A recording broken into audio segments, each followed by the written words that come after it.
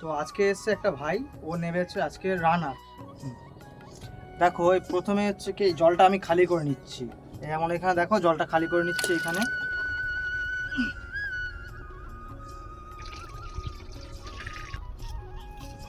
এইবারে দেখো,